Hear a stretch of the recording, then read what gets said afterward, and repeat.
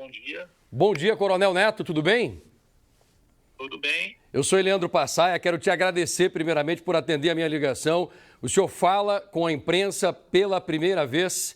Eu te agradeço por isso, porque muitas pessoas querem saber o que foi que aconteceu e eu tenho certeza que o senhor pode responder a muitas perguntas. Então, atenção, você que está me assistindo aqui agora, avise, por favor, seus amigos, ligue, coloque nas redes sociais. Coronel Neto está ao vivo conversando com o Balanço Geral. É a primeira vez que ele conversa com a imprensa. Coronel, eu gostaria de fazer algumas perguntas e é uma dúvida que todos têm. Vamos começar com aquela manhã. Como foi logo que o senhor acordou, por favor? Passaia, primeiramente aí, bom dia, né, a você, ao Coronel Jorge de Lucas e a todos que assistem ao Balanço Geral da Record. Quero agradecer aqui a Deus pela oportunidade de poder falar, até porque eu sou fã de vocês, não só de vocês, mas também de outros programas, e faz uns 20 dias que eu não assisto mais TV, porque eu tenho sido atacado impiedosamente todos os dias, com inverdades, e por orientação até do meu próprio advogado, a gente achou melhor esperar sair os resultados dos laudos, as oitivas das testemunhas. Meu advogado está acompanhando dia a dia o inquérito, né? Para que a gente pudesse falar aí com mais tranquilidade, mas eu trabalho com a verdade, não tenho nada a esconder, tenho minha consciência tranquila com Deus, também com a Gisele. Quero aqui deixar bem claro que a Gisele, para mim, foi um presente que Deus me deu, uma pessoa digna, um ser humano maravilhoso, uma mulher incrível, uma mulher honesta, trabalhadora, guerreira, leal, fiel, uma excelente mãe, uma excelente filha, uma excelente profissional, uma excelente esposa. Eu só tenho adjetivos qualificativos para classificar a Gisele. Mas, assim, eu não tenho nada a esconder. Eu gostaria que você fizesse as perguntas e eu não tenho problema nenhum em responder. Eu até falei com o Coronel Jorge de Lucas que ontem eu fiquei das 21 até meia-noite conversando com o Cabrini por telefone. Foram 3 horas de conversa. Assim, eu estou muito tranquilo para responder a qualquer pergunta. Coronel, então vamos lá. Obrigado por conversar primeiramente aqui com o Balanço Geral. Me diz o seguinte, o senhor acordou que horas e o que aconteceu na sequência? Como tem muitas perguntas para a gente fazer, se o senhor quiser ser objetivo e direto ao ponto, fique à vontade. Eu acordei por volta das 7h10 da manhã, mais ou menos isso. Eu, como faço todos os dias, arrumei minha cama, ajoelhei na beira da cama, fiz minhas orações, que eu converso com Deus por 20 a 30 minutos todas as manhãs. Depois eu fui até o quarto da Gisele, né? A gente estava dormindo em quartos separados aí já fazia 7 a 8 meses. E eu fui até o quarto dela, bati na porta, ela não respondeu, daí eu abri a porta, né? Não estava trancada. Aí eu entrei no quarto, dei bom dia, né? E falei, olha, depois daquela conversa que nós tivemos ontem à noite, eu acho melhor a gente se separar mesmo e tal. Aí ela estava deitada na cama do quarto que ela dormia com a filha. Ela estava enrolada na toalha com o celular na mão. Quando eu falei que achava que era melhor a gente se separar, ela levantou, um pouco exaltada, me empurrou para fora do quarto. Eu estava apenas um passo para dentro do quarto, ela me empurrou. Eu saí do quarto, ela bateu a porta com muita força. Quando eu saí do quarto, eu vi que ela estava muito estressada. Aí eu fui até a área de serviço, peguei a minha toalha, entrei no banheiro social qual eu usava, fechei a porta, pendurei a toalha no box, liguei o chuveiro, liguei o exaustor, porque é aquele banheiro que não tem vitrô, e fiquei tomando banho. Depois de alguns minutos, eu não marquei no relógio, até porque na hora que eu vou tomar banho eu tiro o relógio do pulso, deixo em cima da pia.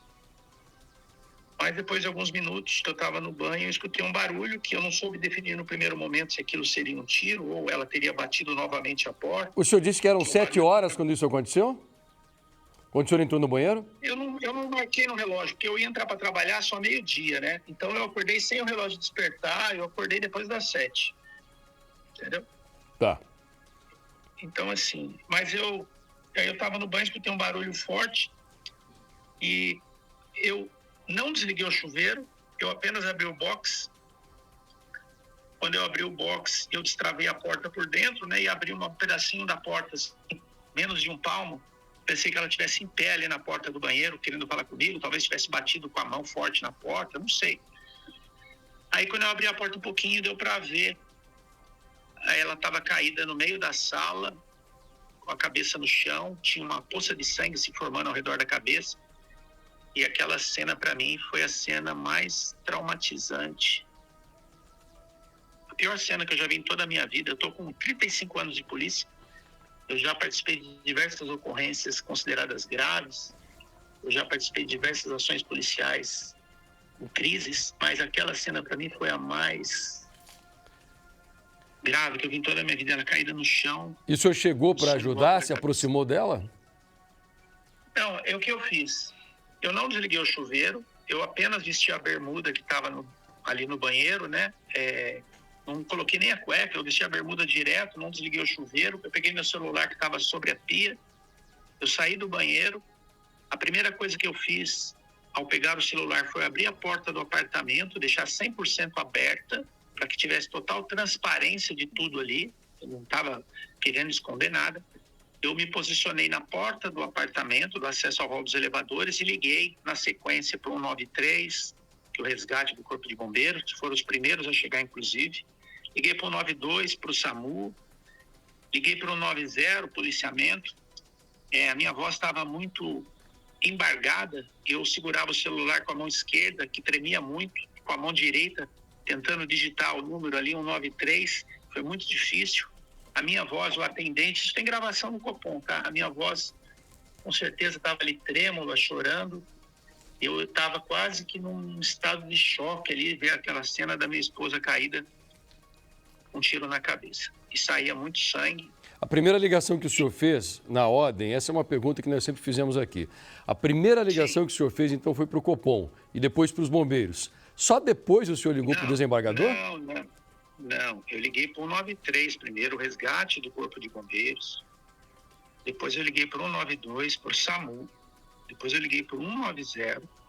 Depois eu liguei para o meu comandante, Coronel Bueno.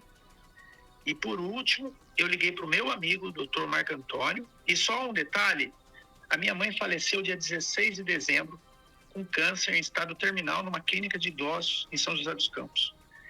Quando eu recebi a notícia que a minha mãe faleceu, no dia 16 de dezembro, por volta das 10h30 da manhã, que a responsável da clínica me ligou e falou que a minha mãe tinha falecido, eu liguei para minha esposa, eu liguei para o meu comandante e eu liguei para o meu amigo. Então, eu não liguei para o desembargador, eu liguei para um amigo que eu tenho há mais de 30 anos. E por que o senhor ligou para ele? Porque é um grande amigo, em todos os momentos difíceis da minha vida, ele sempre me apoiou. Então, assim, foi para um amigo que eu liguei, não foi para um desembargador. Vocês se conhecem já há muito tempo? Há mais de 30 anos. O Coronel Diógenes de Luca também, eu conheço o Coronel Diógenes de Luca desde 95. Quando eu era aluno oficial, ele era tenente na Academia do Barro Branco. Então, assim... Coronel, o senhor poderia me responder uma pergunta? Isso ficou uma dúvida muito grande no ar. Olha só. Eu posso responder todas as perguntas e eu tenho todo o tempo do mundo para responder a qualquer pergunta sem nenhum tipo de impedimento. Tá bom, obrigado.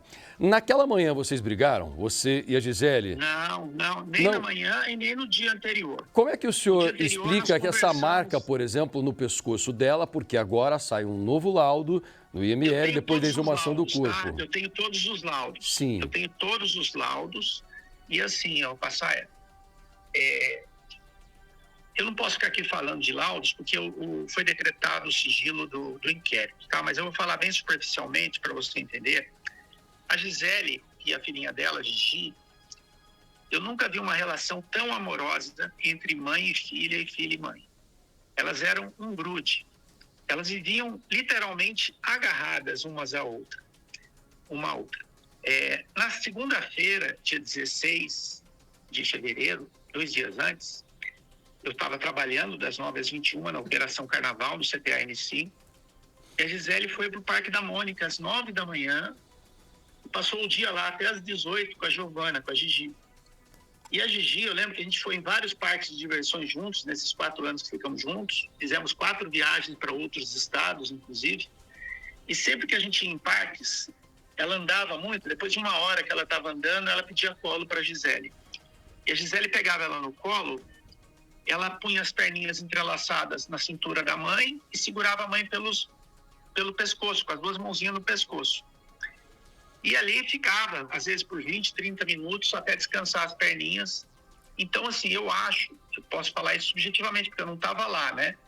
No Parque da Mônica na segunda-feira. Mas eu acredito que, como passaram o dia no Parque da Mônica, elas podem ter algum momento, ela ter levado a Giovana no colo, a Giovana ter segurado no pescoço dela, porque eu vi o laudo e lá fala de marcas de dedo no pescoço, na altura da mandíbula, na parte de trás da nuca. E era a posição que a Giovana segurava nela. A Giovana ficava de frente para ela com as perninhas. O laudo fala de uma pressão digital feita com o dedo e de marcas de unhas. Mas o laudo fala de uma pressão exercida sobre o pescoço. Vamos, Passaia. Eu não tenho unha, tá? Eu roo unha desde criança. Eu não tenho unha. A Gigi, a filhinha dela, ela, mesmo sendo criança, ela tinha unha bem grandinha, tá? E a pressão, se ela levar uma criança, quanto que é segurar 1 quilo na mão durante 1 minuto? Não é nada. Mas se você segurar durante 10 minutos, esse 1 quilo fica muito pesado. Então, assim, ela segurava, a gente foi, por exemplo, no Zoológico de São Paulo, no Hopi Hari, em vários parques, no Parque da Cidade, no Parque da Cidade da Criança, e sempre, depois de 1 hora, 1h30 caminhando, a Gigi pedia colo, ela segurava no colo a Giovana, a abraçava de frente, com as mãozinhas no pescoço, e a Gisele levava ela no colo, às vezes por 20, 30 minutos, até ela descansar as perninhas. Então, isso era comum acontecer. Eu acho que pode ter acontecido isso na segunda-feira, quando elas passaram o dia no Parque da Mônica, entendeu? Mas, assim, eu nunca levantei a mão para minha esposa, eu nunca a agredi, entendeu? Então, eu tenho minha consciência tranquila com Deus, com a Gisele. O laudo eu sei que fala lá de marcas de dedo, de unha, eu não tenho nem unha. Começa por aí. Tá, outra coisa, uma informação muito importante que eu gostaria que o senhor respondesse.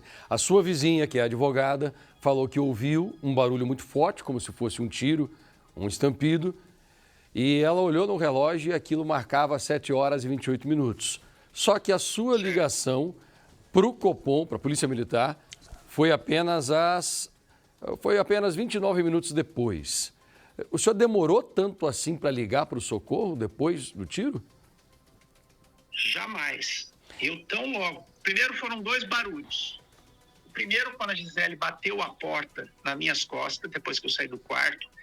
Ela bateu muito forte. Inclusive, eu participei da reconstituição na segunda-feira passada. E a Gisele bateu a porta muito forte. Fez um barulho muito alto quando eu saí do quarto. Ela estava muito nervosa quando eu falei que achava melhor a gente se separar. Eu fui na área de serviço, peguei a toalha, voltei para o banheiro, fiquei alguns minutos no banho e depois eu ouvi o segundo barulho também muito alto, que eu não imaginava ser um tiro, eu jamais imaginaria que ela tiraria a própria vida. E assim, eu não olhei no relógio que horas era, mas tão logo eu ouvi o barulho, eu abri a porta, quando eu a vi no chão caída, no chão da sala, eu imediatamente vesti a bermuda, peguei o celular, abri a porta da sala e já liguei. Então assim, o lapso de tempo não deu 20 segundos a partir do momento que eu ouvi o barulho e abri a porta e vi ela ali caída no chão, até eu... E o que na cabeça do senhor pode explicar uma diferença tão grande? Porque a sua vizinha advogada fala que ela viu no relógio, ela tem certeza que eram 7h28 da manhã. Mas a ligação do senhor, a primeira, foi às 7h57. Então, como explicar essa diferença tão grande, coronel? Eu não estou com meu celular para falar que horário eu fiz a ligação. Mas no Copom marca, né? 7h57. Ela deve estar... Como? É que no Copom marca 7 horas e 57 minutos. E no Corpo de Bombeiros o senhor ligou às 8 horas e 5 minutos. Esses horários ficam registrados. Então, o que eu tenho aqui são horários registrados pelo Copom e pelos bombeiros. E eu tenho o horário que a tua vizinha disse que ouviu. E ela fala o seguinte, que ela acordou com esse grande barulho. Passaia, a minha vizinha disse que ouviu às 7h28. Aí você acredita no que ela fala, no que eu estou falando? Porque eu não tenho por que mentir, Passaia. E o senhor acha que a vizinha tem por que mentir? Eu não sei se ela, de repente, estava sonolenta e viu o horário errado. Eu não sei, eu não posso falar pelas outras pessoas, eu posso falar por mim. Então, logo eu ouvi o barulho, de 10 a 20 segundos após, eu liguei para o socorro. Tá. O coronel, o senhor quer explicar mais alguma coisa? Porque eu tenho outras perguntas, né? O senhor quer explicar uma outra coisa? Porque eu tenho outras perguntas para fazer. Pode fazer todas. O segundo banho, por exemplo, coronel, por que o senhor tomou aquele segundo banho, mesmo tendo sido orientado pela polícia militar ali no local a não tomar banho e ir direto para o hospital ou para a delegacia? Passaia, primeiro, eu não fui orientado pela polícia militar a não tomar banho. Os soldados disseram isso na Polícia Civil, que eles tinham orientado o senhor. Aí eles falam o que eles quiserem, né, Passaia? Eles falam o que eles quiserem. Passaia, falaram várias mentiras aí, tá? Falaram, um advogado aí que apareceu falando, eu não vou citar nomes aqui, ele falou que eu mandei os policiais desligarem as câmeras corporais. Jamais eu fiz isso, não teria feito isso, hipótese alguma. Eu sou conhecedor das normas da Polícia Militar, isso é extremamente proibido.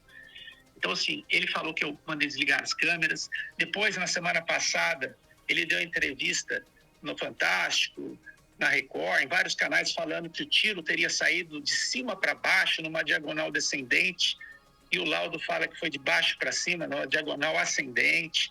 Ele fala que eu fui no dia do suicídio, eu fui à noite com mais 4 policiais até o necrotério e mexi no corpo. Eu não fui em nenhum momento ao necrotério. Em outra reportagem fala que tinha um buquê de flores em cima da cama, e nada mais era que uma árvore de Natal jogada sobre a cama, pedaços verdes e vermelhos de uma árvore de Natal que tinha no canto da sala, que enquanto eu estava no banheiro com a porta fechada, a Gisele surtou provavelmente, porque ninguém dá um tiro na cabeça se não tiver surtado, né? Eu até agora não consigo acreditar que ela fez isso.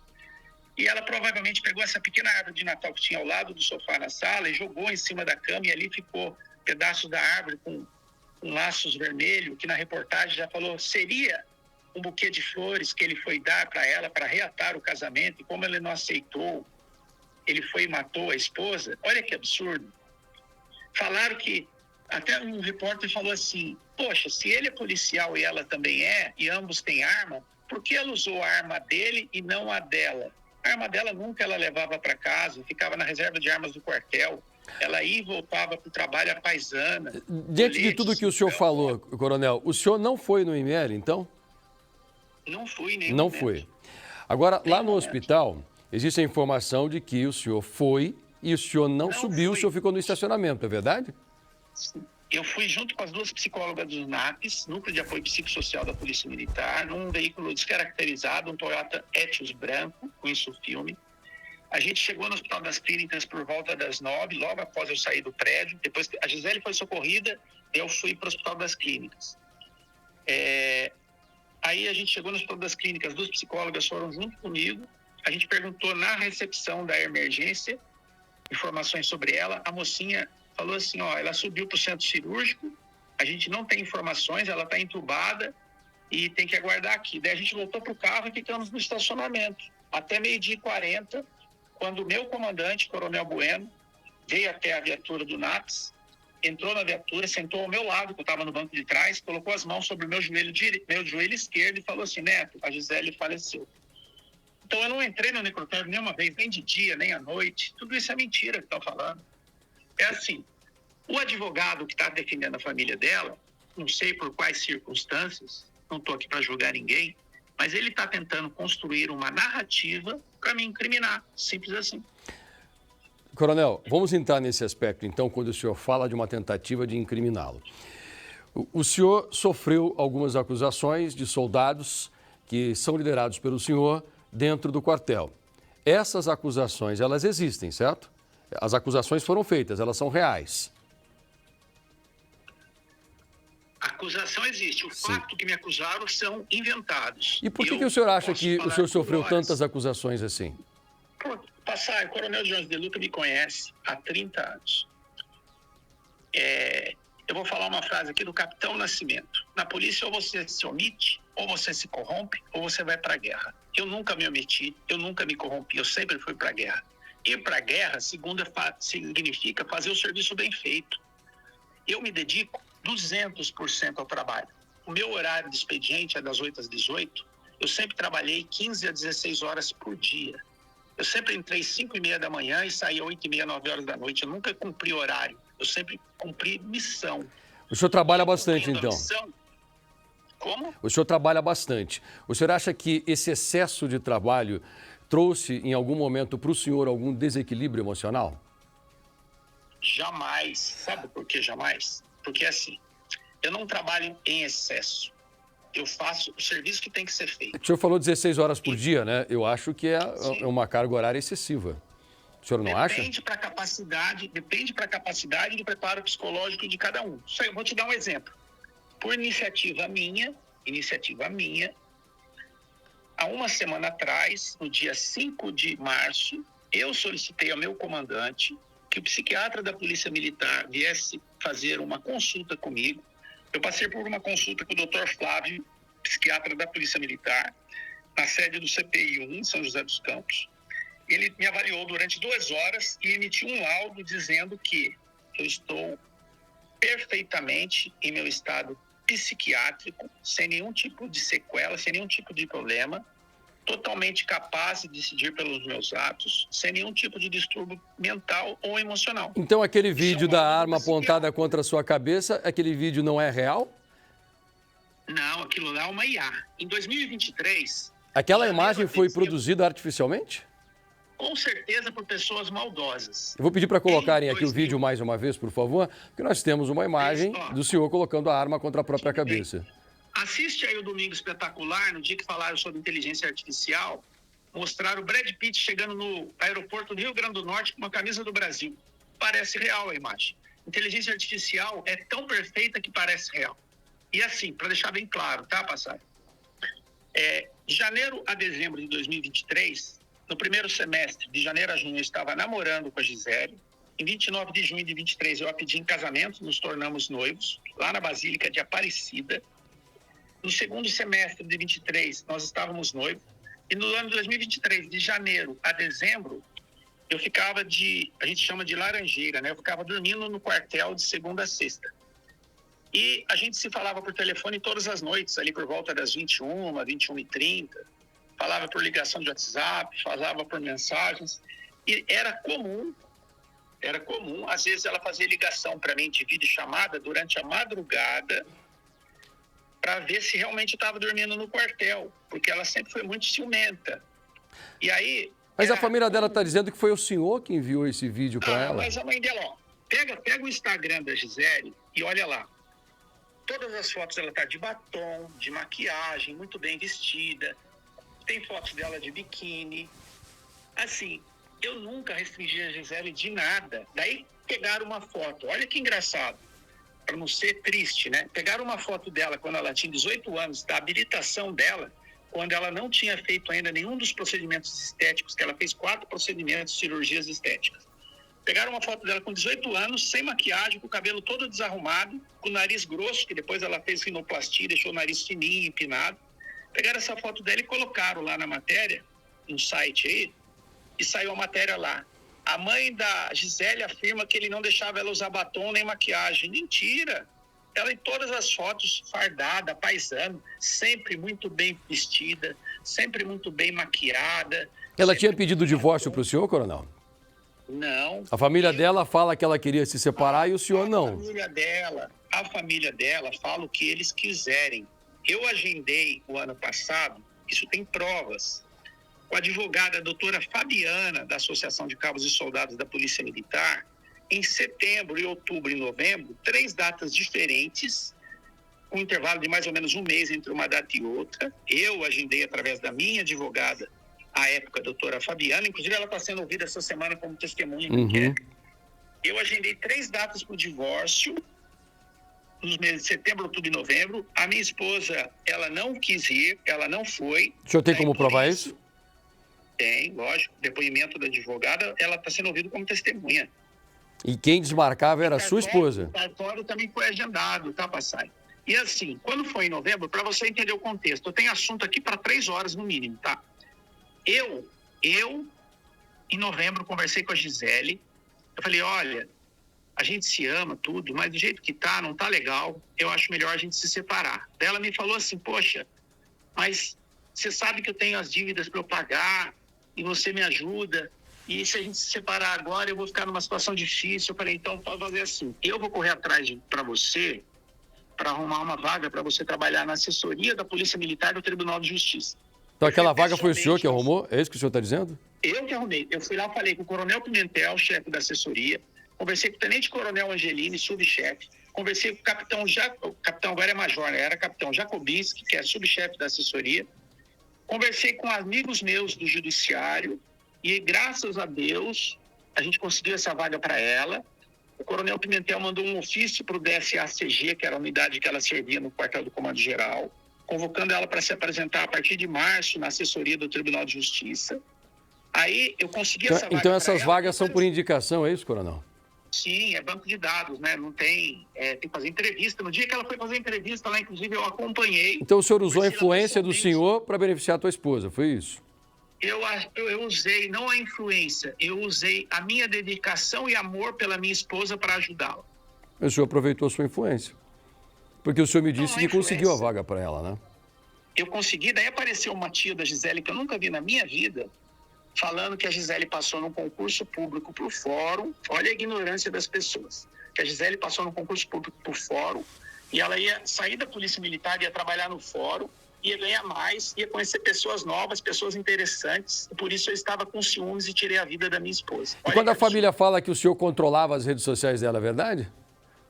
Ela controlava as minhas. A Gisele tinha a rede social dela e ela criou para mim um perfil em 2024 com a minha foto e a dela juntos. Ela escreveu lá o meu nome nesse perfil e ficou no celular dela, o perfil dela, mais o perfil que ela fez para mim, sem eu saber. O senhor está descrevendo a imagem de uma mulher possessiva e ciumenta. A família diz que era o contrário, né? A família fala o que eles quiserem, Passaia. Eu falo por mim, eu não falo pelos outros. Eles estão construindo uma narrativa, porque assim, ó, vou ser muito sincero com você, Passaia. A Gisele, eu passei com ela no endocrinologista agora em janeiro, fizemos vários exames, um médico amigo meu, inclusive, Dr. Vinícius. É uma pessoa com a saúde perfeita, sem nenhum defeito físico. Ela tinha um corpo perfeito. Assim, esse negócio de gordura localizada, celulite, estria, não tinha nada, corpo perfeito, um rosto maravilhoso, linda, linda, linda. Olhos verdes, cabelo loiro. Ela tinha feito 4 procedimentos estéticos, tirou as bochechas para ficar com o rosto mais fino, fez rinoplastia, ficou com o nariz fino e empinado. Isso tudo antes de me conhecer, tá? Ela colocou prótese de silicone, enfim. Com todos esses procedimentos estéticos, ela ficou parecendo uma Barbie. Vou usar esse termo que era como um apelido que muita gente punha nela, que era de Barbie. E assim, uma pessoa com saúde, com uma aparência boa, jovem, 32 anos, uma filhinha de 7 anos de idade, com a vida inteira pela frente. Eu mesmo, todos os dias, em minhas orações, eu conversando com Deus, eu não consigo entender o motivo que ela tirou a própria vida. Imagina os pais dela. Eu não culpo os pais dela por terem essa dúvida, porque se tivesse no apartamento só ela e a mãe dela, e ela se matasse, eu iria desconfiar que foi a mãe dela que a matou, entendeu? Então eu orando, falando com Deus, eu falo, Deus, por que a minha esposa foi fazer isso, meu Deus? Coronel, tem uma outra pergunta. A minha mãe, Passaia, a minha mãe lutou bravamente 12 anos contra um câncer muito agressivo. Uhum. Eu acompanhei minha mãe durante 12 anos em todo o tratamento. E minha mãe morreu aos 78 anos, com 38 quilos, muito debilitada. Aí, a Gisele, com saúde, 32 anos, jovem, saudável, sem nenhum defeito físico. Eu não consigo entender por que ela fez isso. Tá. Coronel, olha só, tem muitas pessoas chegando agora no Balanço Geral. Quero que vocês saibam que Coronel Neto fala pela primeira vez e ele conversa nesse momento com o Balanço Geral. Coronel, eu vou permitir que o Diógenes também faça uma pergunta aqui para o senhor. E como nós estamos numa ligação por telefone, Diógenes, você tem que segurar o aparelho aqui perto do teu microfone. Você pode fazer a pergunta para ele. Coronel Neto, primeiramente quero agradecer a sua coragem de estar aqui com a gente, respondendo as perguntas. Tem uma questão que trouxeram aqui em relação à sua conduta com alguns policiais da Força Tática. Ao que consta, foi aberta uma sindicância para apurar crime de tortura ou procedimento de tortura para não deixar as pessoas comerem. Eu queria que o senhor esclarecesse essa questão. O que isso aconteceu? Onde foi? Como foi? Por favor. Comandante, Comandante, sempre uma honra falar com o senhor fundador do GAT, um exemplo de profissional para mim, sempre fui seu fã. Quando comandava pelotão de força tática no 7º Batalhão por 4 anos, frequentava o GAT todos os finais de semana, fazendo instruções, fiz alguns cursos lá, e responder uma pergunta do senhor para mim é uma honra. Dos 35 anos de polícia, 17 foi em força tática, quer seja como tenente ou como capitão. Fiz o curso de força tática, conheço as diretrizes da Polícia Militar, inclusive a diretriz de força tática, que é de 2018. E, à época, o coronel Alencar, ele passou a seguinte determinação, que era o comandante-geral. 2020, me perdoa, 2020. É o ano da NORZOP, Normas de Serviço Operacional. A diretriz de força tática fala que os primeiros 60 minutos são de instrução, depois 30 minutos para higiene pessoal e 30 minutos para alimentação, e 2 horas após o início do serviço tem que sair para o policiamento. Então você tem ali 2 horas para ficar dentro do quartel e após isso sai para a rua fazer policiamento. Era comum, e assim, eu não estou falando por ouvir falar. Eu sentei no banco da viatura, eu fiz patrulhamento, eu prendi ladrão, eu ganhei minha laurea de 1º grau com menos de 20 anos de serviço, eu sei o que eu estou falando. Assim, eu peguei como coordenador operacional uma companhia de força tática com 2 pelotões, de a par e de a ímpar, que tinha uma média de 5, 6 flagrantes no mês. Dava um flagrante por semana, em média. Isso é um absurdo. Força tática que vai para a rua e não pega flagrante não está patrulhando, está passeando de viatura. Aí eu conversei com os policiais diversas vezes, falei, moçada, vocês têm 2 horas para fazer atividade física e almoçar. Vocês entram às 11. 1h da tarde tem que ir para a rua. Vocês têm que defender a sociedade do portão para fora, fazer policiamento, não ficar dentro do quartel enrolando. E era comum vê-los no quartel às 14, às 14h30, às 15 horas. E aí, quem que tem que cobrar que o funcionário trabalhe? É o chefe. E eu fazia o meu papel de comandante. Eu cobrava que eles fossem para a rua. Daí, numa narrativa para tentar me desqualificar, muitos policiais faziam denúncias anônimas. Ele proíbe de comer.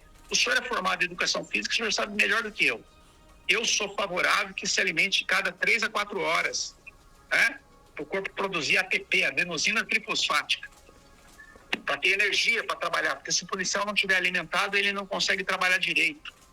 Então, eu nunca proibi nenhum policial de almoçar. Cláudia.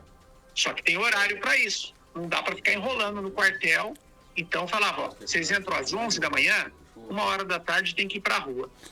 E daí, se não der tempo de comer dentro dessas 2 horas, que eu acho mais que suficiente, aí na rua vocês compram uma marmita, para na base de uma companhia para almoçar. Vocês não podem ficar dentro do quartel enrolando até tarde, não. Só para entender uma coisa, coronel, então quer dizer, diante dessa sua forma mais pontiaguda de fazer o seu comandamento, exigir o cumprimento da norma, denúncias falsas foram feitas, foi aberto algum procedimento sobre isso e qual foi o resultado do procedimento? Comandante, que eu me recordo, foi uma IP, uma investigação preliminar que eu me recordo. E foi arquivada por inexistência de fato, porque a gente estava cumprindo estritamente a norma que é a diretriz que regula o policiamento, o programa de policiamento força tática. A NORZOP, Normas do Serviço Operacional, ela estabelece todos os programas de policiamento e todos os processos de policiamento. Os programas são rádio patrulha, ronda escolar, força tática, base comunitária móvel, ronda escolar, ROCAM, e os processos são a pé, motorizado, de bicicleta, a cavalo, enfim. E na polícia tudo tem norma. Basta cumprir a norma que você não tem problema. O coronel, eu quero que o senhor saiba que tem muita gente assistindo agora o Balanço Geral, inclusive muitos sites de notícia também acompanham, republicando tudo o que está sendo dito aqui, e existem ainda muitas perguntas que eu gostaria de fazer. Eu vou direto ao ponto. Tem uma pergunta aqui muito importante, que é sobre aquelas 3 policiais. Pelo menos elas se apresentaram como sendo policiais e foram às 18 horas no seu apartamento para fazer uma limpeza. Isso é fato? Elas são policiais e foi o senhor que mandou? Tá. Só para deixar claro, eu tinha falado aí anteriormente com o coronel Jorge De Luca que eu teria das 11 ao meio-dia para conversar com vocês, porque o Cabrini vem me visitar às 13 horas e eu preciso comprar uma marmita almoçar e poder recebê-lo às 13 horas, tá? Mas vamos lá para essa pergunta. Vou fazer o seguinte, então, eu vou já me antecipar aqui, viu, Coronel? Olha, eu vou me antecipar aqui, atenção, por favor, eu peço gentilmente à produção do Cabrini que leve uma marmita para o Coronel, para que ele possa comer antes da entrevista, porque o Coronel está conversando aqui com a gente, ele não vai ter tempo de sair para comprar a marmita, levem para ele uma comida, por favor. Mas pode responder, Coronel. Passaia, eu não estou passando fome, não. Pode ficar tranquilo. Não é para o senhor não sair, para o senhor ficar aqui para responder, é por isso. É assim, ó. No dia lá do suicídio da Gisele, eu fiquei muito abalado, sabe? Foi a cena mais traumática que eu já vivenciei em toda a minha vida, ver minha esposa caída no chão com um tiro na cabeça. E assim, a perícia passou no apartamento, na cronologia do dia, a perícia passou no apartamento entre meio-dia e 14 horas. O local é preservado para a perícia com base numa resolução da Secretaria de Segurança Pública, a resolução 382 de 99. Essa resolução tem 25 artigos e fala lá da competência da preservação do local de crime. E o artigo 6º do Código de Processo Penal estabelece o quê? Que a autoridade de polícia judiciária, se for civil, o delegado, se for militar, o presidente do inquérito, ele tem o dever de ir ao local, ouvir testemunhas, apreender coisas e colher objetos. Então, o artigo 6º do Código de Processo Penal estabelece as atribuições do delegado de polícia no local de crime e a resolução 382 de 99, os procedimentos da polícia militar no local de crime que deve ser preservado. Então, o senhor quer dizer que o local já estava liberado, é isso? Por isso que podia ser limpado. A perícia passou lá da meio-dia às 14, depois que o local foi liberado pela perícia, eu não mandei ninguém lá, tá? Foi assim, ó, o meu comandante, para que preservasse a família da Gisele, porque depois da perícia, os pais da Gisele foram lá junto com 2 psicólogas para retirar roupas da Gisele e da Gigi, da filhinha dela. Então, pensando no bem-estar dos pais da Gisele, cordialmente o meu comandante pediu para alguns policiais, nesse horário eu não estava lá, eu estava na delegacia sendo ouvido, tá? Seu comandante esteve ao seu lado o tempo todo, né? Porque ele conversou com o senhor logo que aconteceu. Como? O comandante do senhor esteve ao seu lado o tempo todo, pelo que o senhor disse. Não.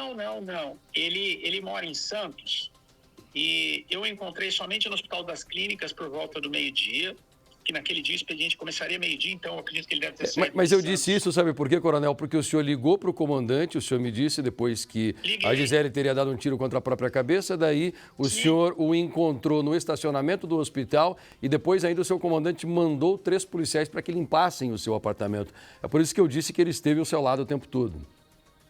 No sentido figurado, não no sentido físico, né? Isso.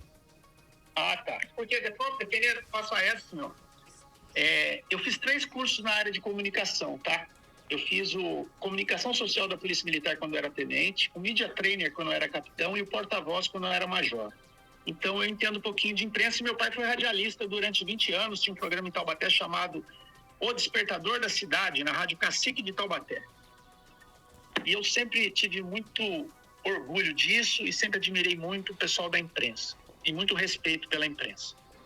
Por que eu estou falando isso? Dependendo como você fala, dependendo onde você coloca a vírgula, é como as pessoas interpretam. Eu vou falar uma frase aqui para você, Passaia, da melhor palestra que eu já assisti sobre gerenciamento de crise, que foi do capitão de mar e guerra da Marinha. Posso pedir só para o senhor ser rápido, porque senão não vai dar tempo de eu perguntar outras coisas, tá? É assim, Passaia, o ponto de vista é a vista de um ponto diferente. As pessoas com sua experiência de vida interpretam as coisas da maneira que melhor lhe convém. Dependendo como é que você fala, as pessoas interpretam de uma maneira diferente da realidade. E o advogado da família está fazendo uma colocação, uma após a outra, cada dia. Ontem saiu matéria falando que eu tinha sido preso, que eu tinha sido escoltado pela corregedoria para fazer exame de corpo de delito no hospital da Polícia Militar. É cada dia uma mentira diferente para denegrir a minha imagem. Sabe o que eu estou sofrendo? Eu estou sofrendo um linchamento virtual todos os dias. Eu estou sofrendo um terrorismo psicológico. Eu emagreci 6 a 8 quilos em 20 dias, só para você ter uma ideia. Coronel, eu posso voltar à cena do crime? Aquela cápsula, o estojo da bala que foi disparada, essa cápsula é fato que a polícia não encontrou dentro do apartamento? Não sei, passar, eu não mexi no local. Não é meu papel fazer isso. Eu estava ali como marido, não como policial. E agora, aquela cadeira, tem uma outra informação importante. Eu não sei se o senhor viu todas as fotos, porque nós temos numa foto, foi tirada por um socorrista, que a Gisele está deitada ao chão e não tem nenhuma cadeira. E tem uma outra foto agora que nós estamos mostrando, que tem uma cadeira. Você já tinha percebido esse fato? O senhor observou isso aí? Sabe por quê? Quem que mexeu? Quem que colocou ou tirou essa cadeira? Não tenho uma mínima noção, Passaia. É assim, ó. O senhor não mexeu nessa cadeira? Jamais. O senhor não mexeu em nada? Nada. O senhor modificou a cena do crime em algum momento? Lógico que não, Passaia. Pelo amor de Deus. De maneira nenhuma. Eu posso perguntar, porque é uma curiosidade minha. Por que que o senhor, sabendo que a sua esposa ainda não estava morta, por que que o senhor não chegou perto dela, não tocou nela? Qual que era o teu medo naquele momento? Algumas pessoas perguntariam, por que que o senhor não tentou ajudá-la? Não é medo, Passaia, é conhecimento. Eu sou instrutor de tiro, tá? Eu tenho conhecimento da área, vamos dizer assim, de primeiros socorros. E eu sei trabalhar com torniquete para fazer o APH tático, atendimento pré-hospitalar. Eu falei isso, inclusive, para uma das peritas no dia da reconstituição. Ela fez a mesma pergunta. Por que o senhor não tentou prestar os primeiros socorros? Por quê? Primeiro, que eu não tinha equipamento para isso. Os bombeiros chegaram em 3, cada um com equipamento diferente. Segundo, que um sangramento na cabeça, eu ia fazer o quê? Um torniquete no pescoço para parar o sangramento na cabeça? Daí eu matava ela sem ar. Então, deixa eu te perguntar uma outra coisa, coronel. Deixa eu te perguntar uma outra coisa. São proposituras absurdas. Eu já entendi. Respostas equivocadas. O senhor me explicou perfeitamente por que que o senhor não se aproximou do corpo, porque o senhor tem conhecimento técnico e o senhor sabia que não era adequado. Aliás, é uma orientação dos bombeiros que não mexam nesse caso na vítima. Porém, se o senhor está me dizendo que o senhor não chegou perto, então o senhor não se sujou de sangue. E se o senhor já estava tomando banho, por que que, mesmo não estando sujo de sangue, o senhor tomou o segundo banho? Passaia, foi a situação mais traumática da minha vida. Eu comecei a passar, depois que eu fiz as ligações, eu comecei a passar mal. Minha pressão subiu, foi medida por alguém ali no local, no corredor dos elevadores. Enquanto a minha esposa estava sendo atendida, alguém mediu minha pressão, não me recordo quem foi, era muita gente ali. Deu 20/18. 20/18. Eu estava quase tendo um AVC ali, meu braço esquerdo ficou totalmente amortecido, eu não conseguia mais segurar o celular com a mão esquerda. Eu comecei a passar mal, senti falta de ar, aperto no peito. Uma das pessoas que estava ali falou assim, ó, você vai acabar tendo um AVC ou um infarte. Toma um remédio. Me deram 2 comprimidos de captopril para baixar a pressão. E alguém, que eu não me recordo que foi, eu estava passando mal na hora, falou assim, ó, se o senhor tomar um banho quente, vai causar vasodilatação das artérias, o sangue vai circular melhor e o senhor vai melhorar rapidamente. Porque se sua pressão não baixar logo... Quem que falou isso para o senhor? Um infarto, eu não me recordo, pastor. Ali no local? Passando mal. Como? Ali no local. Sabe por que que eu pergunto isso? No inquérito, existe a informação de que os policiais militares que estavam ali haviam pedido para o senhor não tomar o segundo banho e que o senhor não atendeu a orientação destes soldados. Esses soldados falaram para a polícia. Só que agora o senhor me falou anteriormente que esses soldados, eles podem falar o que eles quiserem. Então quer dizer que eles mentiram. É responsável pelo que fala, passagem. Então, se os soldados mentiram? Eu não ouvi o depoimento deles, mas eu falo a minha verdade para você. Coronel, eu vou fazer uma pergunta e o senhor vai me entender que ela não é ofensiva. Eu primeiro essa, porque ficou a dúvida da população. Claro. Você não pode me fazer uma pergunta, Passar. Eu não estou aqui para conduzir a entrevista. Me desculpe, pode responder, me perdoe. Você não pode fazer uma pergunta para mim, antes que eu termine de responder, você me cortar a resposta. O senhor está correto. Razoável. Então vamos fazer um combinado? Se o senhor puder responder indo mais direto ao ponto, tá? Eu também não quero obrigar o senhor a responder do jeito que eu quero, mas se o senhor puder, daí a gente chega num meio comum. Mas pode ir lá. Termina de responder, me perdoe por ter te cortado. Tá, Joia, Passar. É assim, ó, me desculpa a minha colocação, mas assim, ó, eu estava passando mal, eu tomei um banho muito quente. O chuveiro, ele tem 2 registros, um de água fria, outro de água quente. Se você quer tomar um banho numa temperatura agradável, você abre um pouquinho de cada um. Eu lembro que eu abri só no chuveiro quente, um banho fervendo, que eu tomei em menos de 1 minuto, só para o corpo aquecer e causar vasodilatação. E eu sabia que eu ia ter que ir para o hospital, acompanhar minha esposa, que eu ia ter para a delegacia prestar depoimento, que ia ter plantão de polícia judiciária prestar depoimento. Eu ia ficar o dia inteiro fora. Eu não ia poder em todos esses locais públicos, repartições públicas, de bermuda sem camisa. Então era razoável que eu colocasse uma calça, um tênis, uma camisa. Eu tomei o banho, não foi para tirar vestígio de sangue. Sabe a mancha de sangue no banheiro? Sim. Quando eu estava lá sentado na Então, porta... atenção para quem está chegando agora. A polícia diz que encontrou uma mancha de sangue no banheiro do coronel. O coronel agora vai explicar de onde veio essa mancha de sangue. Essas informações são esparsas dentro de um contexto maior. Foram encontradas manchas de sangue em todos os cômodos de todo o apartamento. Na sala, nos quartos, no plural, quartos, nos banheiros, na cozinha, na área de serviço. Os bombeiros que chegaram primeiro, os 3 bombeiros, um chegou com um equipamento que para mim aquilo era um desfibrilador, o outro chegou com um cilindro verde com uma máscara de oxigênio e o outro chegou com uma prancha de madeira amarela.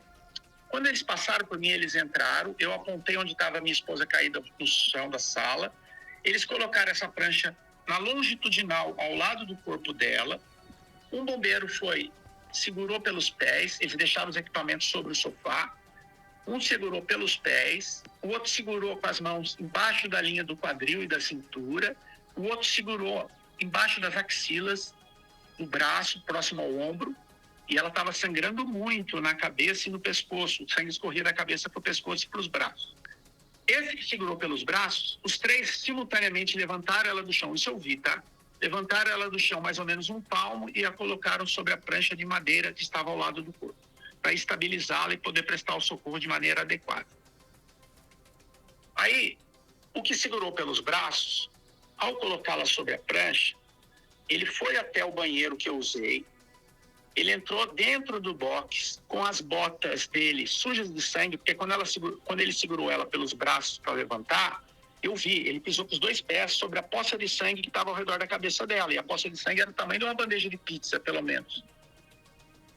Aí, ele foi até o banheiro pegar uma toalha, ele entrou no meu banheiro, ele entrou dentro do box, com os braços e as mãos sujas de sangue, com a bota suja de sangue. O que ele foi fazer no banheiro? Pegou a toalha minha que estava dentro do box, voltou até a sala. Esse bombeiro pode até confirmar que o chuveiro estava ligado. Eu saí do banho e deixei o chuveiro ligado. E esse mesmo bombeiro foi à cozinha, foi aos outros quartos? Não. Você vai ouvir o restante da história. Calma aí.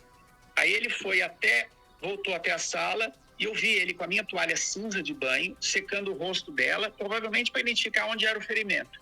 E secou o pescoço, secou os braços, limpou os braços dela para ver se tinha mais algum ferimento no corpo, né?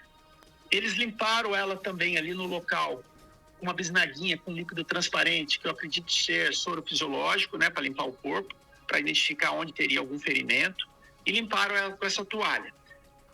E depois chegaram os socorristas do SAMU, era um médico e 2 enfermeiros, até o médico conversou comigo, era um japonês, e ele falou assim para mim, olha, o ferimento da sua esposa é muito grave, pegou uma parte muito importante do cérebro, então a chance dela sobreviver é mínima, mas nós vamos socorrê-la ao Hospital das Clínicas. Eu falei para o médico do SAMU, falei assim, faz o que for possível e impossível para salvar a minha esposa. Aí, eles colocaram ela na prancha, fizeram lá os procedimentos de estabilizar o corpo, de fazer desfibrilador, de colocar oxigênio no nariz, enfim, os procedimentos que eles fazem de primeiros socorros. Quando os bombeiros e os socorristas saíram com ela na maca e entraram no elevador, do lado de fora do apartamento, tinha de 20 a 30 policiais militares, todos com suas câmeras corporais ligadas, porque fica uma luz vermelha acesa. E naquele momento que os socorristas saíram, todos aqueles policiais entraram. Depois que eu entrei, muito depois que esses policiais, eu não acreditei na cena que eu estava vendo por conta do quê? Eu via policiais andando pela sala, pisando na mancha de sangue que tinha ficado no chão. Eu via policiais na cozinha, abrindo a geladeira, abrindo o fogão, abrindo o armário da cozinha. Eu via policiais nos 2 quartos, mexendo no guarda-roupa, abrindo porta, abrindo gaveta. E o senhor os orientou? Nos 2 banheiros. Como? O senhor os orientou, disse que aquilo não era possível? Jamais. Eu não estava ali como comandante do policiamento ou responsável pelas ações policiais no local. O senhor nunca interferiu na cena do crime? Existem... Jamais, em nenhum momento. Eu estava ali como marido de uma esposa que cometeu suicídio. O senhor nunca aproveitou a sua posição de comandante para tentar modificar a investigação, para tentar influenciar alguém? Passaia, logicamente que não, né, Passaia? Próxima pergunta. Coronel, vamos falar do primo. Nós temos uma imagem, um print de conversa que foi enviado pela família, dizendo que o senhor teria entrado em contato com o primo, dizendo que o senhor não queria que ele se relacionasse ou que ele conversasse com a tua esposa. Esse print é verdadeiro? Foi o senhor que mandou? Foi o senhor que conversou com ele? Vamos lá, Passaia, para as respostas. A Gisele tinha um perfil dela, com fotos dela e minha no perfil, eu não sei quantas, mas ela tinha um perfil, ela tem, né? Não foi desativado, um perfil de Instagram, que tá lá, Gisele Alves Santana. Tem lá fotos minha e dela na foto de perfil, tem fotos nossas juntos em todo o feed do Instagram, enfim. Aí ela criou um perfil para mim, através do celular dela, em 2024, com foto minha e dela no perfil, uma foto que eu tô sem camisa e ela tá do meu lado. No começo, eu acho que quando ela criou não era nem essa foto, depois ela substituiu. E ali ela pôs mais de 50 fotos nossas juntos. Daí, quando eu descobri que ela tinha feito esse perfil para mim, eu conversei com ela, ela falou assim, não, é para, se alguma mulher tentar te adicionar ou te mandar mensagem, eu vou saber quem está tentando dar em cima de você. Eu falei assim, olha, é justo, já que você tem o seu perfil no seu celular e um perfil que você criou para mim, sem eu saber, também no seu celular, então, o que é combinado não é caro. Então, é justo que eu tenha no meu celular também ambos os perfis. Ela falou, tudo bem, não temos nada que esconder um do outro. E aí, ela instalou no meu celular esses dois perfis. Esse primo dela era mais ou menos uns 10, 12 anos mais jovem que ela. E a Gisele sempre foi muito leal e sincera comigo. Era comum.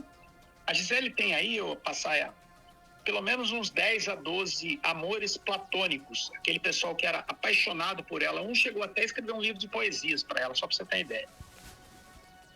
E assim, esse primo dela, ele vivia elogiando os atributos físicos dela, não sei se você me entende. Sim.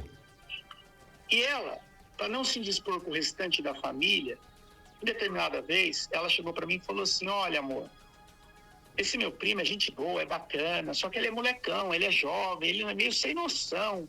E ele vem me mandando uns chavequinhos, ela usou esse termo, me elogiando. Você vê que ele não elogia foto que tá eu e você juntos.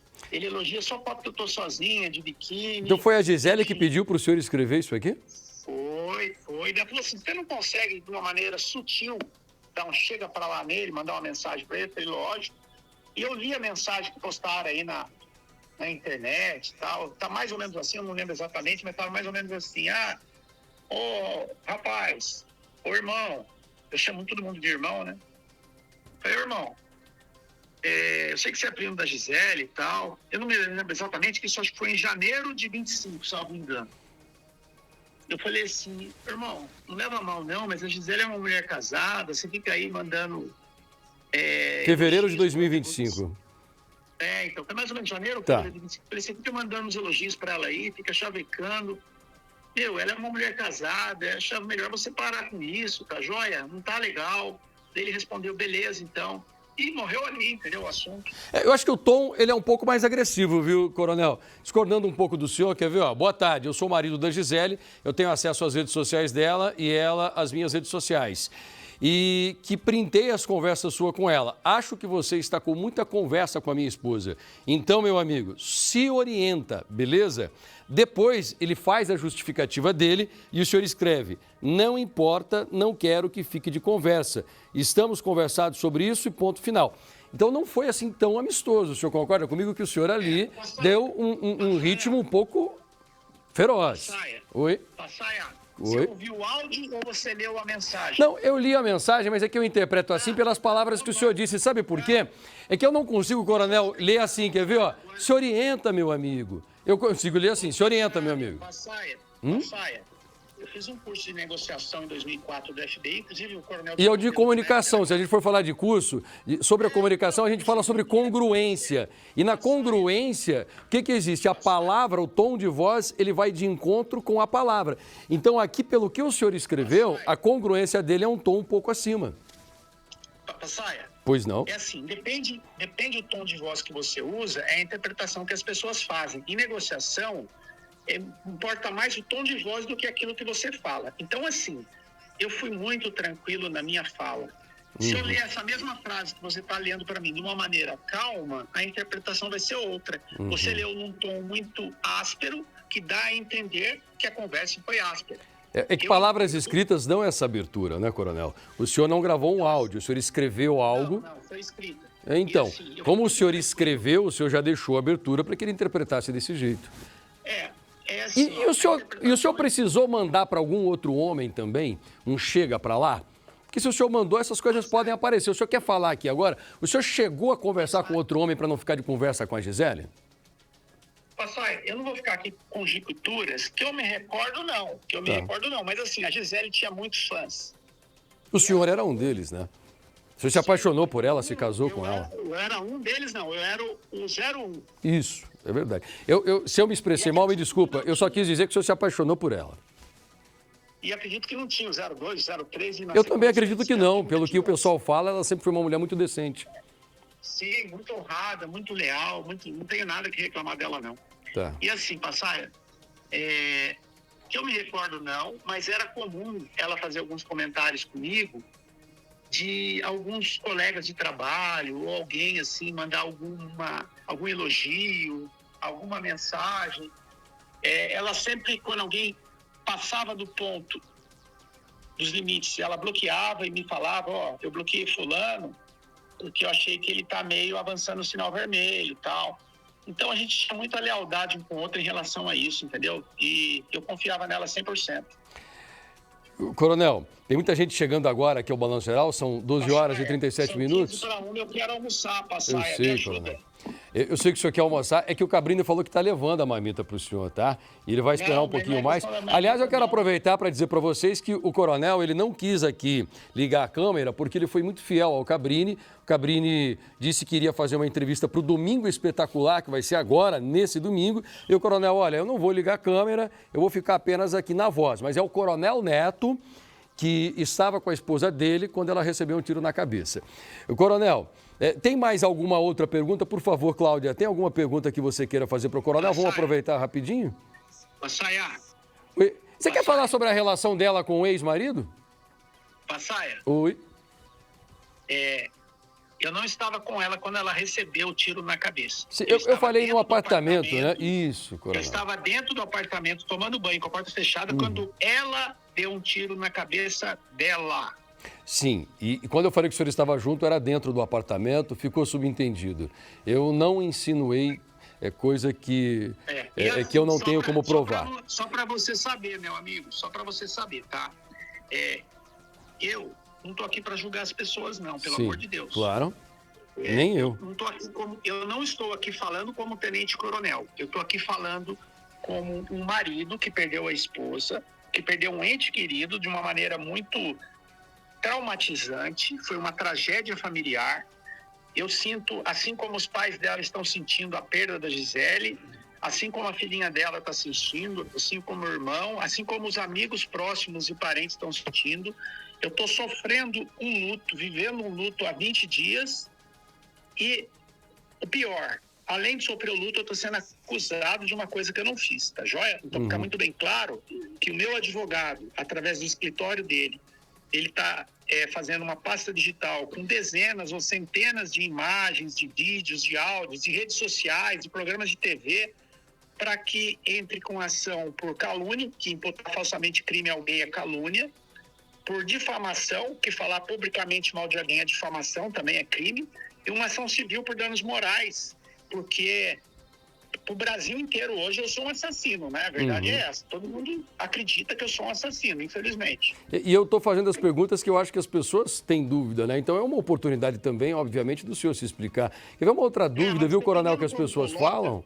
Uma outra dúvida que muita gente pergunta é por que os bombeiros disseram que o banheiro estava seco, por exemplo, e o senhor disse que estava tomando banho. O senhor quer falar sobre isso? Porque é uma dúvida que ficou. Então, eu estava tomando banho, inclusive quando eu saí debaixo do chuveiro, eu não desliguei o chuveiro, ele continuou ligado, com a ducha ligada, e quando o bombeiro foi lá pegar a toalha dentro do box, o chuveiro estava ligado. Provavelmente, quem desligou o chuveiro pode ter sido o bombeiro que entrou lá para pegar a toalha. Eu não fui. Ok, então o senhor não desligou. E o fato do bombeiro ter dito que o banheiro estava seco, que o chão estava seco, é diferente do que o senhor está falando? Então, Passaia, eu te garanto que eu deixei o chuveiro ligado porque eu estava no banho. Agora, se o bombeiro está falando isso, ele que está falando, não sou eu. Tem que perguntar para ele por que ele está falando que estava seco se o banheiro estava com o chuveiro ligado. Impossível estar seco se o chuveiro estava ligado. Coronel, a filha da Gisele, a mãe da Gisele disse que a filhinha em casa dizia que vocês brigavam muito. E a mãe da Gisele disse que era o senhor que brigava com a Gisele. Isso é verdade? Mais uma mentira para construir uma narrativa para me prejudicar. Eu tratava a Gigi, a filhinha da Gisele, que eu a conheci quando ela tinha 4 aninhos, hoje tem 7. Eu a conheci. A minha filha, Maria Luísa, que hoje tem 20 anos, na época tinha 16. E uma vez por mês, passava o final de semana juntos. Eu, a minha filha, a Gisele com a filhinha dela. Eu sempre tratei a Gisele como uma princesa, fazendo tudo que eu sempre pude fazer, tudo que estava ao meu alcance por ela. E tratei a filhinha dela durante todo esse período como se fosse minha filha, causando até ciúmes por parte da minha filha. Minha filha vai ser ouvida essa semana ainda como testemunha minha no inquérito. Minha filha tinha ciúmes que às vezes a gente estava passeando junto, a gente ia no Parque Vila Lobos, no Parque do Ibirapuera, no Hopi Hari, no Mercado Municipal de São Paulo, nos shoppings, assistir filme infantil. Coronel. A gente ia em vários lugares finais de semana, e no final de semana que a minha filha estava junto, às vezes a minha filha virava e falava assim para mim, coisa de ciúmes, né? A minha filha falava assim: pai, a sua filha sou eu, viu? Por quê? Eu sempre chamava Gigi de filha, eu falava, ô filha, eu não chamava ela pelo nome, eu chamava ela de filha. Eu sempre tratei ela muito bem, sempre dei presentinhos para ela, que criança gosta de brinquedos. E né? do lado de lá também provocava ciúmes? Provocava ciúmes no pai dela, no pai biológico? Qual que era a tua relação com ele?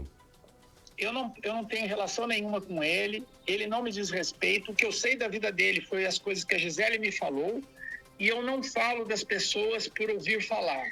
Eu falo daquilo que eu vejo e daquilo que eu conheço. Ouvir falar, para mim, é a tradução de fofoca. O pai da Gisele falou que a Gisele, na noite anterior, ligou pedindo que o pai fosse buscá-la. E o senhor já falou que vocês brigavam muito, então ela mudou de ideia naquela noite por conta disso, foi isso? Essa briga realmente existiu entre vocês? Passaio, a gente não brigava. Brigar dá uma ideia. Brigar dá uma ideia de agressão. E nunca ocorreu agressão. Nunca. Aquela marca no pescoço, o senhor já disse, que tem muita gente chegando agora, o senhor já falou que aquela marca no pescoço dela não foi o senhor que fez, que apareceu agora no último laudo do IML. Jamais. Eu acho que o passeio que ela fez com a Gigi na segunda-feira, dia 16, no Parque da Mônica, era comum a Giovana andar por 1 hora, 1h30 se cansar, e a Gisele levava ela no colo, com as perninhas na cintura e com as mãos segurando no pescoço. Então pode ser, é subjetivo, pode ser que tenha sido isso. O senhor acha que foi a mãozinha da tua enteada que fez essa marca no pescoço e não a mão do senhor, então? Com certeza, a minha não foi. Agora eu não posso afirmar que foi a mãozinha da minha enteada.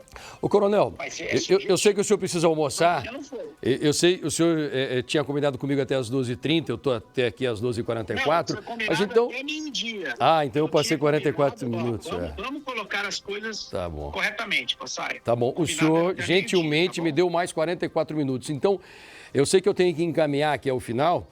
Eu agradeço muito pela sua presença. O senhor respondeu a todas as perguntas, não fugiu de nenhuma delas. E tem essa última pergunta. ou as últimas perguntas que eu gostaria de fazer, e eu vou ser bastante objetivo. Coronel Geraldo Neto, o senhor não matou a sua esposa? Em hipótese alguma. Por que o senhor acha que ela tiraria a própria vida? Até agora é uma pergunta que eu não consigo responder. Uma mulher jovem, bonita, saudável, com a vida inteira pela frente, com uma filhinha de 7 anos, sorria para todo mundo, simpática, companheira, amiga. Assim, eu não consigo. Eu todos os dias nas minhas orações, eu tenho falado com Deus. Deus, consola o meu coração, me faz entender por que ela fez isso, que eu não consigo acreditar até agora que ela fez isso. E eu tenho uma outra pergunta para o senhor.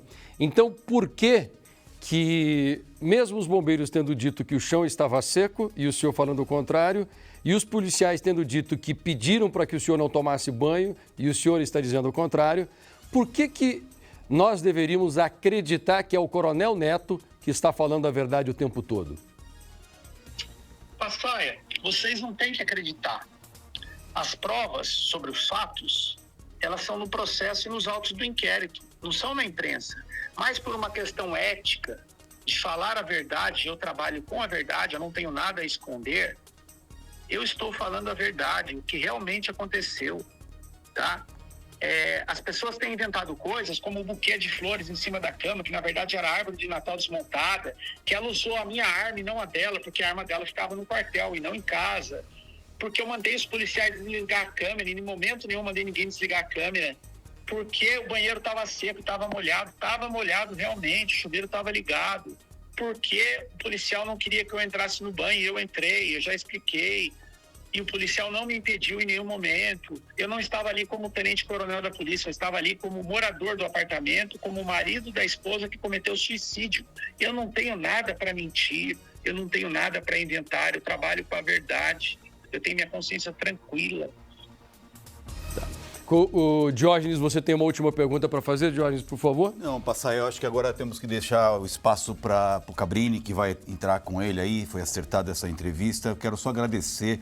O Coronel Neto já tinha pedido para ele, mas o advogado tinha orientado para que ele não falasse e agora resolveu vir aqui a público trazer todo o esclarecimento. Agradeço a sua gentileza de entrar por telefone. Pois não, Neto? Pois não, Neto? Eu vou fazer uma denúncia agora contra o Passaia, porque ele não deixou eu almoçar, hein? Passaia não deixou eu almoçar, hein, Passaia? O Coronel, vamos fazer o seguinte... Eu vou te denunciar para a direção da Record, que o combinado era até meio-dia, você não me deixou almoçar, hein, Passaia? Olha, Coronel, mas eu acho que foi por uma boa causa, tá? Eu vou ficar lhe devendo esse almoço e eu tenho certeza que o Cabrini vai continuar aí. Ele está levando um almoço para o senhor, tá? Deixa eu te falar uma coisa, Passaia. Oi. A minha casa sempre estará de portas abertas para receber qualquer pessoa do bem que queira vir aqui conversar comigo. Se você quiser vir aqui junto com o Coronel Diógenes para tomar um café, eu recebo vocês com o maior prazer. A gente fica horas conversando. Você topa, então? Eu aceito. Você topa fazer diferente? Vamos até o apartamento onde tudo aconteceu, para o senhor me contar exatamente o que aconteceu aqui, aconteceu ali. Vamos fazer isso? Sabe, deixa eu falar uma coisa para você, Passaia. Vou lá hoje à tarde. Eu saí daquele apartamento no dia 18, depois eu só voltei 2 semanas depois, na segunda-feira, 10 dias depois, quando teve a reconstituição. E eu chorei tanto, Passaia. Aquilo fez tão mal para mim, porque quando eu entrei ali para fazer a reconstituição, o pessoal da perícia estava junto, meu advogado estava junto. Aquilo para mim foi tão doloroso. O senhor não quer ir, mas o senhor me permite entrar? Passaia, eu não proíbo ninguém de entrar. Eu sei que ele estava interditado judicialmente e assim, aquele apartamento é um apartamento alugado. Eu estou pagando, inclusive, ainda aluguel e condomínio, não estando morando lá, já faz quase um mês. Ele está interditado. Você está interditado, justiça. Então não posso. Então, assim, eu não posso, por mim, eu mandava um caminhão de mudança. Inclusive, eu falei com o meu advogado, todos os móveis eletrodomésticos que estão lá, para ir um caminhão de mudança, retirar tudo e levar para a família da Gisele tudo. Tá bom. Só que eu ainda não consegui isso, por quê?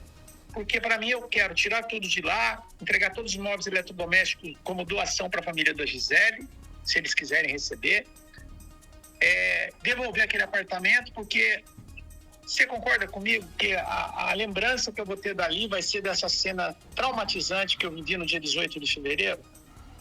É uma cena terrível mesmo. Coronel, Sim. muito obrigado por todas as informações. Pois não? Deixa eu só complementar aqui.